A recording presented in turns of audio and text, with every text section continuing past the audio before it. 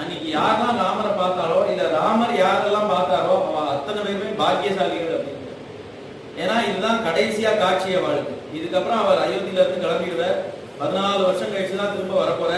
அதனால அவளுக்கு இந்த மாதிரி ஒரு காட்சி இனிமே கிடைக்காது. இதுதான் இந்த ரூப சௌந்தரியத்தெல்லாம் இப்பதான் அனுபவிச்சு ஆகணும். இதைதான் நினைவுல வச்சுக்கணும். 14 வருஷம் அயோத்தியில இருந்தா இதைதான் நினைவுல வச்சுக்கணும் அவ.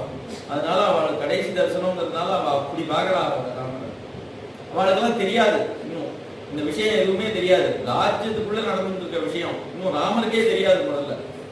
ஆனா இவளுக்கு இதுதான் கடைசி காட்சி. இனிமே 14 வருஷம் கழிச்சுதான் இந்த காட்சி கிடைக்க போகுது. அதனால பாக்குறா.